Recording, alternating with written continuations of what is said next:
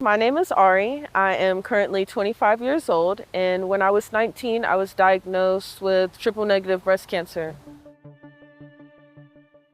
When I received that diagnosis, of course, it was all strange to me at that age, and I didn't understand why it was happening to me.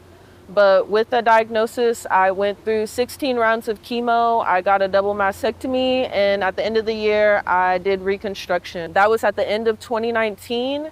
And at the beginning of 2020, just 6 months after I completed everything, I got my second diagnosis at the age of 21. Went in for 6 more rounds of chemo, and this time I had gotten radiation. The first time I didn't get radiation because I had got genetic testing and I found out that I had BRCA1 and I also had the G mutation of TP53.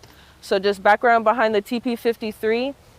You know, when your doctor says everybody has cancer-fighting cells in their body, they said that my body does not produce that. So the combination of the two gene mutations was the reason why I got diagnosed so young. My stepmom showed me Dr. Joe's work and I started watching stories of transformation and I was like, wow, this is crazy. And I started diving in deep.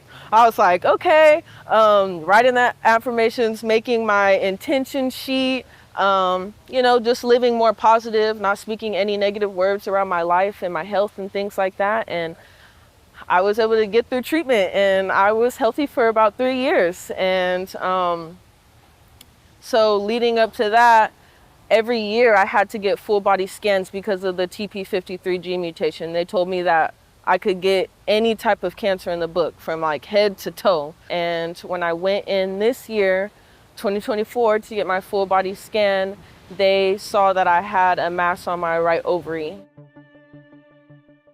So when I went in for the surgery, everything had tripled in size at that point. So the right ovary, the cancer was growing outside of it. It wrapped all around my appendix. I had to get the right ovary removed and my appendix removed.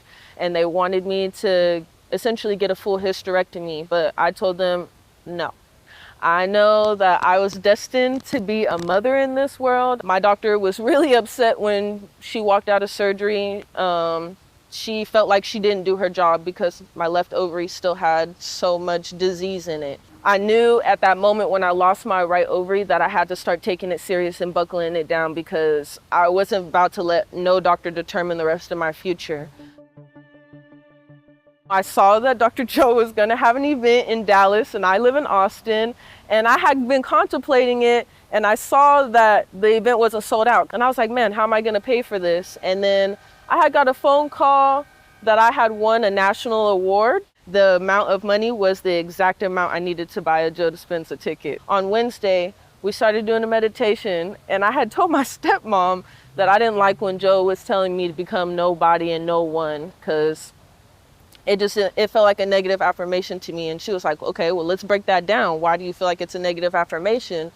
And I had like this epiphany moment that I didn't like saying that I wasn't nobody because I always felt since I was a child that I really wasn't special and that I wasn't nobody and nobody loved me and nobody cared. I was letting my cancer make me special. I'm a radiation therapist, so I treat cancer patients for a living. That was already my major before I was diagnosed. And I started work after my second diagnosis. I started working with a breast cancer organization. So I was traveling around the world telling people about my testimony about being a young survivor. And it was those things that made me feel special. And I was like, wow, I'm letting my trauma and my pain and my lack of love making me this unique person in the world. And so after that meditation, I had just went up to my hotel room and I cried my eyes out.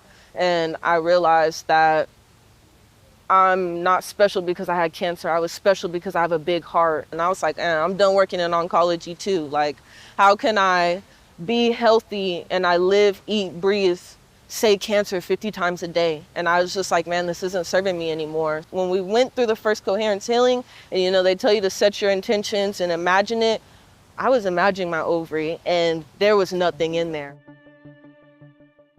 So they scheduled me for a follow-up appointment It was my nurse practitioner that was on the call, and me and my mom. And she was like, yeah, did you see your results? I put them in your portal. And I was like, I want you to tell me. And she was like, yeah, there's no signs of metastasis. And then my mom was like, okay, well, no metastasis, but what about her left ovary? Like, you know, because I was told there was so much disease left in there. And she was like, there's nothing in the left ovary. And we were just crying on the phone, and it was just so crazy. I've watched hundreds of transformation stories, and I just was like, it's finally me. Like, I did it. Now I know that I'm gonna carry my 5 children. I'm gonna give birth to all of them, and I just know that I'm happy and I'm healed.